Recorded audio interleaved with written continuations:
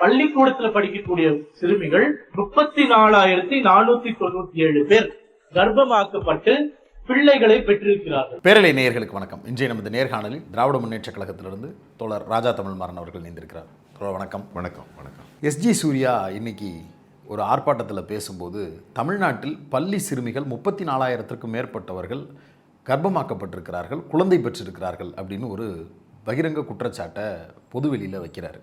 அது சமூக ஊடகங்களில் தீயாக பரவுது. தமிழ்நாட்டுக்குள்ள ஸ்கூல் பெண்கள் பள்ளி குழந்தைகளுக்கு 34,000 பேர் குழந்தை பெற்றிருக்கிறாங்க அப்படின்றது வந்து ரொம்ப ஷாக்கிங்கான ஒரு ஸ்டேட்மெண்ட்டாக இருக்குது. பிஜேபி சொல்கிறதுனாலேயே இதுக்கு பின்னாடி கண்டிப்பாக உண்மை இருக்காது அப்படின்னு ஒரு தரப்பு பேசுகிறாங்க. இன்னொரு தரப்பில் அவங்களுடைய தரப்பு பக்கங்களில் பெரிய அளவுக்கு வைரலாகவும் போகுது. ஆக்சுவல் ஃபேக்ட் என்ன? இது முழுக்க முழுக்க பொய் குற்றச்சாட்டுங்கிறதுக்கு எந்த சந்தேகமும் நமக்கு தேவையில்லை.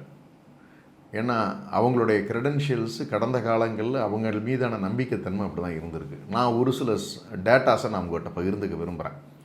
அது ரொம்ப ரொம்ப அவசியமாக நம்ம தெரிஞ்சுக்கணும். இப்போ தமிழ்நாட்டில் அப்படியெல்லாம் வந்து ஒரு பொண்ணு காணோம்னாவே வந்து அந்த சமூகத்தில் அந்த கிராமத்தில் இருக்கிறவங்க எப்படி ரியாக்ட் பண்ணுவாங்கன்னு உங்களுக்கு தெரியும். ஒரு ஸ்ரீமதி விவகாரம், ஒரு பொண்ணு நான் இங்கே சொல்கிறேன், அது ஒட்டுமொத்த தமிழ்நாட்டில் போராட்டமாக மாறுச்சு. விடவே மாட்டாங்க. நீங்கள் அது மாதிரி பெண்கள் அதாவது மாணவிகள் வந்து கர்ப்பிணி ஆகியிருக்காங்க அப்படின்னு சொன்னால் அந்த சமூகம் விட்ட வரலாறு இல்லவே இல்லை. ஒன்றும் கூப்பிட்டு வச்சு கல்யாணம் பண்ணி வச்சுருப்பாங்க. இல்லை அப்படின்னா அவன் மேலே வழக்கு நடவடிக்கை எடுத்து, ஏன்னா சட்ட விழிப்புணர்வு தமிழ்நாட்டு மக்களுக்கு மிகப்பெரிய அளவில் இருக்குது, சமூக விழிப்புணர்வும் அதிகம் இருக்குது. தமிழ்நாட்டில் பெண்களை போகப் பொருளாக பார்க்கின்ற வழக்கம் நம்ம பண்பாட்டிலேயே கிடையாது. சகோதரியாகவும் நம்மளுடைய தாயாகவும் அந்த மாதிரி பண்பாட்டில் தான் நம்ம வளர்ந்துருக்கோம். அப்படி இருக்கக்கூடிய தமிழ் சமூகம் தான் அந்த சமூகம். 10ஆம் பொதுவில் வந்து சூர்யா அவர்கள் பேசுனதுக்கு கடுமையான கண்டனங்களை நான் பதிவு பண்ணிக்கிறேன். அதற்கு ஒரு ஆதாரங்களை ப்ரொடியூஸ் பண்ணணும்.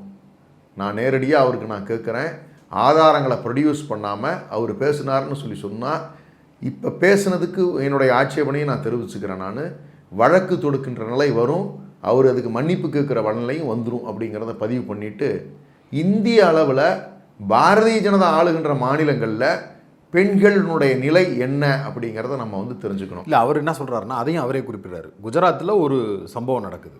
அந்த பாலியல் அத்துமீறல் நடந்த உடனேயே அந்த குற்றவாளிக்கு 60 நாளில் தூக்கு தண்டனை நிறைவேற்றிய ஒரு வரலாற்று சிறப்புமிக்க ஒரு வேலையை செஞ்சுருக்கிறோம். அது பிஜேபி ஆட்சியில்ன்றார். குஜராத்துன்னு சொன்ன பிறகு தான் நான் எடுத்துக்கிறேன்.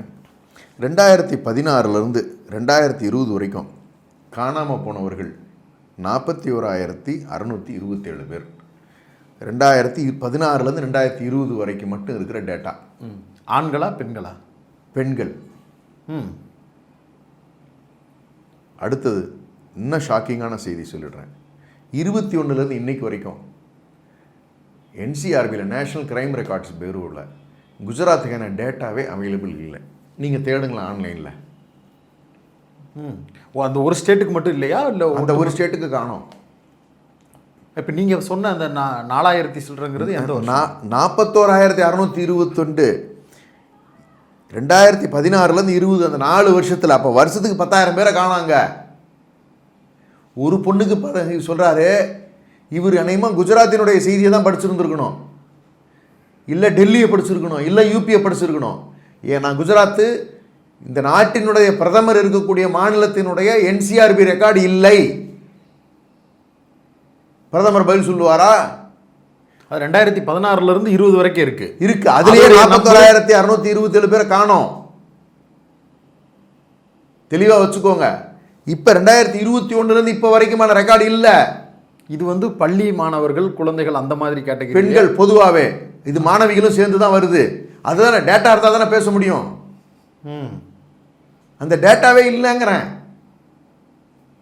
அஃபிஷியல் டேட்டா இல்லை. இது குஜராத்துக்கு மட்டும். யூபியில் போன வருஷம் மட்டும் காணாமல் போனவங்க 1,08,300 பேர். ஆண்களா பெண்களா அப்படிங்கிற பிரேக்கப் இல்லை. ஓப்பனாகவும் இல்லை. இது எந்த வருஷம்? கடந்த 4 ஆண்டு 24 ஒரு ஆண்டு 1.5 லட்சம் பேர் காணாமா? 2023 24 வரைக்கும் இருக்கக்கூடிய காலகட்டங்களில் இந்த 1.5 ஆண்டு காலத்தில் நான் சொல்றது இப்போ 25 26க்கு வந்துட்டோம் இல்லையா? கடந்த 1.5 ஆண்டு காலத்தில் 1,08,000 பேரை காணோம்ங்கிறாங்க. இந்த டேட்டாக்கு பதில் சொல்ல தயாரா இருக்காங்களா? அடுத்தது இன்னும் ஷாக்கிங்கான செய்தி சொல்றேன். டெல்லியோட டேட்டா நான் சொல்றேன். 2016 21 வரைக்கும் 51,433 பேரை காணோம்னு சொல்றாங்க சார். இந்த 2025 மட்டுமே 23,000 பெண்களை காணவில்லை ஒரு வருஷத்துல. இதுல கொடுமை என்னன்னு கேட்டிங்கன்னா, குழந்தைகளாக காணாமல் போனவர்கள் 4,146 பேர் பெண் குழந்தைகளாக. தலைநகர் டெல்லியோட நிலைமை கடந்த ஒரு ஆண்டுல இது எங்க கொண்டு போய் சொல்லுவீங்க? இதெல்லாம் வழக்கு பதிவு செய்யப்பட்டு நடவடிக்கைகள் என்சிஆர்பி டேட்டா பார்லிமெண்ட்ல ரைஸ் பண்ணியிருக்காங்க. ஐயா 2026 முதல் 15 நாட்களில் 509 பெண்களை காணோம்னு. வெறும் 15 நாளில் என்னங்க நடக்குது நாட்டில்? அட்லீஸ்ட் இங்கெல்லாம் ரெக்கார்டு இருக்கு, குஜராத்தில் ரெக்கார்டு இல்லைங்கிறோம். மணிப்பூரில் நிலைமையை நினச்சி பாருங்க. இப்படி ஒரு மோசமான நிலையை நோக்கி பாரதிய ஜனதா ஆளுகின்ற மாநிலங்கள் போயிட்டு இருக்கு. இது அநியாயம் இல்லையா? இதெல்லாம் கேள்வி கேட்க மாட்டாங்களா?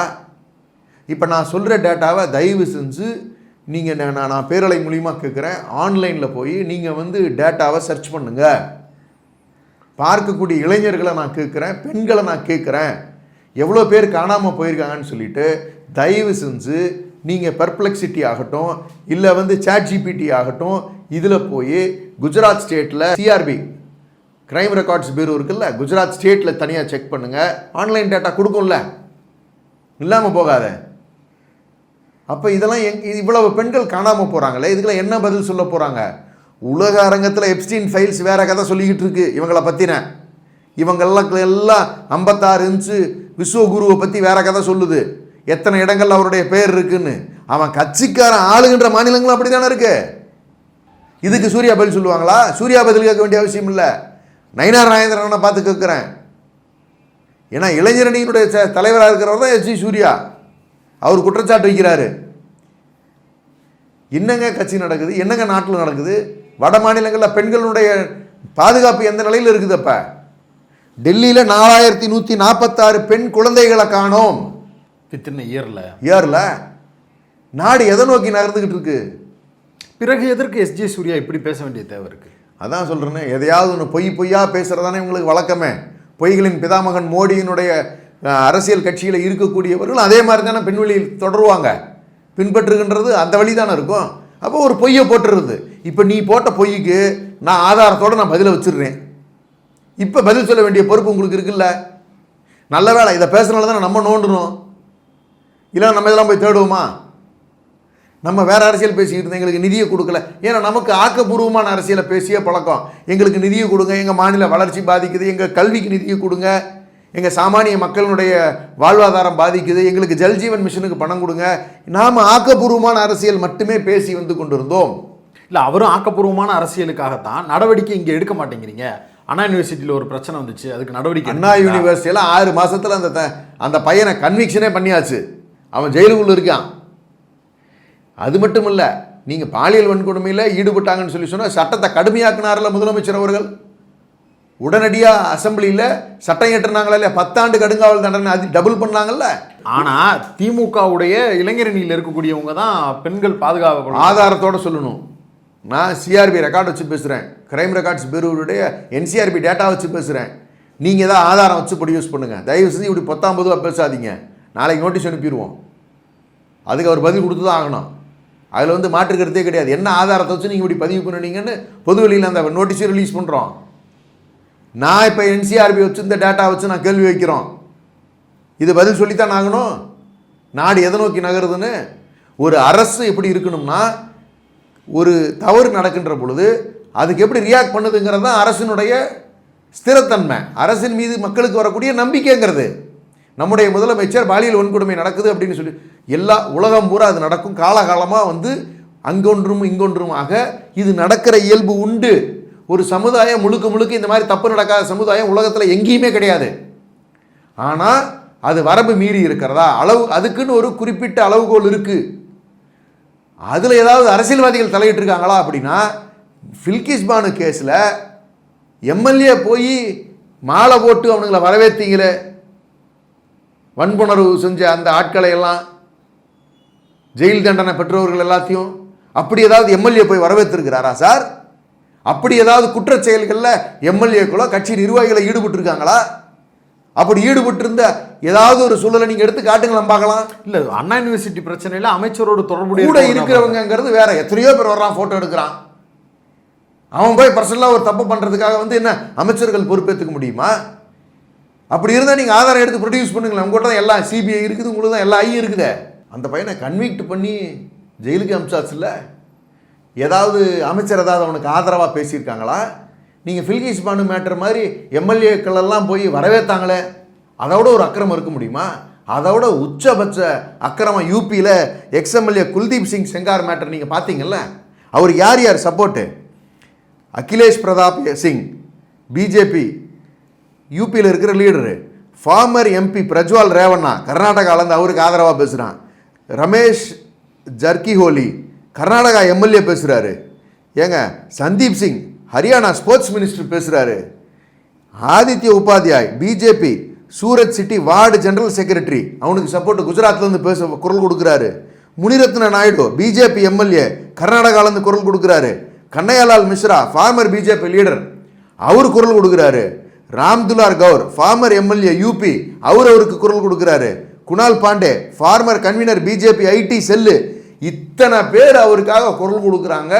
அந்த பொண்ணை கற்பழிச்சு அந்த குடும்பத்தையே அழிச்சு சீரழிச்சிருக்காப்புல இந்த குல்தீப் சிங் செங்கார். அதுக்கு பதில் சொல்றதுக்கு உங்களுக்கு வழி இல்லையே. அப்படியா நடக்குதுங்க? அப்படிப்பட்ட தலைவர்கள் இருக்கிற இடமா அது? இப்போ இதுக்கு என்ன பதில் சொல்லுவாப்புல? அப்படி ஏதாவது கட்சியில் இருக்கிற நிர்வாகி யாராவது ஈடுபட்டு இருக்காங்களா சொல்லுங்க. அப்படி இருந்தாலுமே கூட நான் சொல்றேன், வந்த உடனே கட்சி விட்டு நீக்குவாரு, கடுமை எந்த சப்போர்ட்டும் தலைவர் பண்ண மாட்டாரு அப்படிங்கிறத கடந்த கால வரலாறு எங்க தலைவரை பொறுத்த வரைக்கும். நீங்க அப்படியா இருக்கீங்க? சேர்க்கிறதே இந்த மாதிரி கிரிமினல் ரெக்கார்டுலாம் சேர்த்துறீங்க. ஏன் இன்னைக்கு வரைக்கும் ஸ்போர்ட்ஸ் மினிஸ்டர்னு சொல்லி டெல்லியில் அந்த ஸ்போர்ட்ஸ் மினிஸ்டர் இருந்தாரே, பாவம் அந்த பிள்ளைங்களாம் எப்படி கதர்ஸுங்க. கோல்டு மெடலிஸ்ட், வெயிட் லிஃப்டிங்கு, மல்யுத்தம் போன பெண்கள் எல்லாத்தையும் சீரழிச்சாங்களே, எப்படி கதறி போராட்டம் நடத்தினாங்க. அவங்க வாழ்க்கையில் சீரழிச்சவங்க தாங்க நீங்கள்லாம். தமிழ்நாட்டில் பருப்பு வேகாது. எங்கேயாவது தப்பு நடந்துச்சுன்னா படரை பிடிச்சி விட்ருவாங்க, இல்லை அரசு கடுமையாக நடவடிக்கை எடுத்துரும். ஆனால் வடநாட்டில் அப்படி இல்லையே. இத்தனாயிரம் பெண்கள் காணாமல் போகிறாங்க, அதுக்கு பதிலை காணோம். அதுக்கு பதில் சொல்கிற நிலையிலையும் அரசு இல்லை. அப்போ நாட்டை கெடுத்து குட்டிச்சோர் ஆக்கியிருக்கானுங்க இவனுங்களாம். இங்கே ஏன் தமிழ்நாட்டில் இதெல்லாம் சாத்தியம் இல்லை அவனுங்களுக்கு அப்படின்னா, நம்மளுடைய முதலமைச்சர் பாதுகாப்பாரனா நிற்கிறதுனால இதெல்லாம் இவனுங்களுக்கு வழி இல்லாமல் போகுது இந்த மாநிலத்தை பொறுத்த வரைக்கும். ஆனால் அங்கொண்டு இங்கொண்டு நடக்கிறத உடனே பெரிய குற்றச்சாட்டு மாதிரி இவனுங்க பேசுகிறானுங்க. அது அந்த அந்த அருகதை இது போன்றவர்களுக்கு இல்லவே இல்லை. இது போன்ற குற்றச்சாட்டுகளை வைப்பதற்கு அவர்களுக்கு யோகியதை இருக்கிறதா என்று சொன்னால் உறுதியாக சொல்கிறேன், இல்லை. இதுக்கெல்லாம் பதில் சொல்லு. குஜராத்தில் இத்தனை பெண்கள் காணாமல் போனாங்களே, அதுக்கு பதில் சொல்லுங்க. டெல்லியில் இத்தனை பெண்கள் காணாமல் போயிருக்காங்களா, அதுக்கு பதில் சொல்லுங்க. யூபியில் இத்தனை பேர் காணாமல் போயிருக்காங்களா, அதுக்கு பதில் சொல்லுங்க. நீங்கள் மணிப்பூரில் என்ன பண்ணிக்கிட்டு இருக்கீங்க நீங்கள் சொல்லுங்க. இன்னும் எம்பி மீதி ஸ்டேட்டெல்லாம் எடுத்து பார்த்தா தான் இவங்க வண்டவாளம் பூரா தெரியும். பாஜக பெண்கள் பாதுகாப்புக்கு அத்தாரிட்டேரியன் மாதிரி பேசுகிற இந்த வார்த்தையை கேட்கும்போது எப்படி இருக்குது? எனக்கு என்ன கொடுமையாக இருக்குன்னா, ஒரு ஃபாரின் ஸ்போர்ட்ஸ் பர்சன், ஜெர்மனிக்காரங்கன்னு நினைக்கிறேன், if I am not wrong, அந்த அம்மா கிட்ட பாலியல் துன்புறுத்தல் நைட்டு நடந்திருக்கு. அதாவது 10-11 மணிக்கு அங்கே இருக்கக்கூடியவர்கள் பாலியல் தொந்தரவு பண்ணியிருக்காங்க. அடுத்த நாள் அந்த அம்மா கம்ப்ளைண்ட் பண்ணியிருக்காங்க. ஹஸ்பண்டோட அந்த பைக்கில் வந்தவங்க. ஆமாம். கம்ப்ளைண்ட் பண்ணதுக்கு அங்கே இருக்கிற அமைச்சர் என்ன கேட்குறாருன்னா, எதுக்கு அவங்க 10 மணிக்கு மேலே தேவையில்லாம் வெளியே போகிறாங்கன்னு கேட்குறாரு பெண்களை. எங்கேங்க இருக்கீங்க? இது உலக அரங்கத்தில் எப்படிப்பட்ட ஒரு நிலையை உருவாக்கி இருக்குன்னா, பெண்கள் டூர் போகிறதுக்கு வெளிநாடுகளில் இருந்து இருக்கக்கூடியவர்கள் டூர் போகிறதுக்கு ஏற்ற நாடாக இந்தியா இல்லை. அன்சேஃப் பிளேஸ், டூர் போகாதீங்கன்னு யூரோப்லேயும் சரி ஆஸ்திரேலியாலையும் சரி டெல்லி மாதிரி இடங்களை சொல்லுவதற்கான வாய்ப்பு ஏற்படுத்தி கொடுத்துருச்சேன். இன்றைக்கி அவங்கெல்லாம் பதிவில் ஏற்றுறாங்களே. அப்போ இது என்ன சிக்னல் அனுப்புறது? அப்போ எப்படிங்க உங்களை நம்பி ஃபாரின் இன்வெஸ்ட்மெண்ட் வரும்? எப்படி மக்களுக்கு டூரிசம்க்கு வருவாங்க? எப்படி இந்த நாடு வளம் பெறும்? பெண்கள் குறித்தான மதிப்பீடே மதிப்பே அப்படிதான் இருக்குது. அப்போ பெண்கள் காணாமல் போகிறார்கள், வெளிநாட்டிலிருந்து வரக்கூடிய பெண்கள் வன்புணர்வுக்கு ஆளாகிறார்கள். எவ்வளவு பெரிய அநியாயம் இதெல்லாம் என்ன பண்ண? அப்போ என்னன்னு கேட்டிங்கன்னா, பெண்கள் வீட்டை விட்டு வெளியே வரக்கூடாது. அந்த ஆங்கிள் இருந்து பார்த்தா பள்ளி மாணவர்கள் பாதிக்கப்பட்டிருக்கிறாங்க, மாணவிகள் பாதிக்கப்பட்டிருக்காங்கன்னு எஸ்ஜி சூர்யா சொல்றது படிக்க அனுப்பாதங்கிற பொருள். அதான் அர்த்தம். இப்போ ஆளுநர் அவர்கள் தமிழ்நாட்டில் ஒரு நரேட்டிவ் செட் பண்ணுறதுக்கு ஒரு காரணம், கவர்னர் ரொம்ப அக்கறையாக பேசுவார். எல்லாம் என்ன நோக்கம்னு கேட்டிங்கன்னா, பெண்கள் இவ்வளோ தூரம் வந்து நம்ம தோழி விடுதி கொடுத்துருக்கோம். பெண்கள் வந்து நம்மளுடைய என்ரோல்மெண்ட் ரேஷியோ, கிராஸ் என்ரோல்மெண்ட் ரேஷியோவில் பெண்கள் நல்லா படிச்சுக்கிட்டு இருக்காங்க, எல்லாரும் கல்வி பயில்றாங்க. தமிழ்நாடு தான் வந்து 38% மேல் இருக்கக்கூடிய பெண்கள் வந்து வேலைக்கு செல்லுகின்ற பெண்களாக இருக்கிறார்கள். இந்தியாவிலே அதிகமான ரேஷியோ. இது எல்லாமே இவங்களை பாதிக்குது. அது போக விடியல் பயணம்னு போட்டு அவங்கள ஒவ்வொரு இடத்துல இருந்து இன்னொரு இடத்துக்கு பயணிக்க வைக்கிறது. இது அதான் கல்வியை கொடுக்குறோம், அவங்களுக்கு பயணத்தை கொடுக்குறோம், எக்ஸ்போஷரை கொடுக்குறோம், உரிமை தொகை அவங்களுக்கு பாதுகாப்பு கொடுக்குறோம். அப்படிங்கும்போது இவனுங்களுக்கு பதறுது. ஏன்னா இந்த மாடல் பெரிய ஹிட் ஆகுது, மற்ற மாநிலங்கள் இதெல்லாம் கேள்வி ஆகுது. என்ன ஒரே ஒரு பிரச்சனை ஒன்று இருக்குன்னா, நாம் ஹிந்தியில் இதை பேசி கொண்டு போய் அங்கே சேர்த்துடணும்னு நினைக்கிறேன் போகிற போக்கு பார்த்தா. ஏன்னா நம்ம என்னமோ ஹிந்திக்கு பெரிய எதிரி மாதிரி ஒரு சித்தரிச்சு இருக்கிற வேலையை நார்த்தில் செஞ்சுக்கிட்டே இருக்கான இவனுங்க. அது தப்பு. நம்ம எந்த மொழிக்கு எதிரானவர்கள் அல்ல, ஹிந்தி மொழி திணிப்புக்கு தான் எதிரானவர்கள். அவரவர் தாய்மொழியை பாதுகாத்துக்குங்கன்னு சொல்கிறோம், அடையாளங்களை பாதுகாத்துக்குங்கன்னு சொல்கிறோம். நமக்கு டைவர்சிட்டி பிடிக்கும், வேரியஸ் கலர்ஸ் பிடிக்கும், ஆனால் அதில் யூனிட்டி தேவைன்னு நினைக்கிறோம். ஆனால் அவங்க எப்படி சித்தரிக்கிறாங்கன்னா, இல்லை இவங்களுக்கு கருப்பு மட்டும்தான் பிடிக்கும் அப்படின்னு சொல்லி இவங்க வந்து நம்மளை ஓரங்கட்டி நிறுத்துகிற வேலையை. ஆமாயா, எங்களுக்கு கருப்பு தான் பிடிக்கும், எங்கள் அடையாளம் தான் என்ன பேசுவாங்க. அப்போ தெளிவாக ஒரு விஷயத்தை அவங்க நிலைநிறுத்துறாங்க. என்னென்னு கேட்டிங்கன்னா, இந்த சனாதன கொள்கைகளை இதன் மூலமாகவும் பெண்களை பயமுறுத்தி வீட்டோடு இருந்துக்கணும், ஆண்கள் தான் மற்ற வேலைகள்லாம் செய்யணுங்கிறத ஆர்எஸ்எஸ்னுடைய கோர் அஜெண்டாவை இவங்க வடநாட்டில் இம்ப்ளிமெண்ட் பண்ணிக்கிட்டு இருக்காங்க. அதனால தான் காணாமல் போகிறது, இந்த பிரச்சனையெல்லாம் பிரச்சனையெல்லாம் வர்றதுக்கு காரணம் இதுதான். நீ அனுப்புனா காணாமல் போகிறாங்க பாத்தியா? சேஃப்டி இல்லைல்ல, படிக்க வைக்காத, காணாமல் போகிறாங்க பாத்தியா? என்சிஆர்பி டேட்டாவில் கூட கிடைக்காதுடா உன் பிள்ளை காணாமல் போச்சுன்னா பார்த்துக்கடா. அப்படி தானே வச்சுருக்காங்க. ஆனால் தமிழ்நாட்டில் அப்படி இருக்கா? இவன் சொல்கிறானே, இது வாயில் வருது, பேசக்கூடாதுன்னு பார்க்குறேன். ஏன்னா அஃபிஷியலாக இருக்கும். தனியாக இருந்து பேசுகிறதா இருந்தால் எப்படி வேணாலும் பேசிடலாம். இப்போ அவர் பேசுகிறார் இல்லைங்களா, என்ன ஆதாரத்தை வச்சு பேசுகிறாரு? ப்ரொடியூஸ் பண்ண 30,000 பேர் ப்ரெக்னென்ட்னா ப்ரெக்னென்சி லிஸ்ட்டு கொடுக்கணும். 30,000 பேர், இந்த பெண்கள், இந்த பெண், இந்த பெண்ணினுடைய தகப்பனார், இந்த ஊரில் வசிக்கக்கூடியவர், இதான் சொல்லி லிஸ்ட்டு கொடுக்கணும்ல.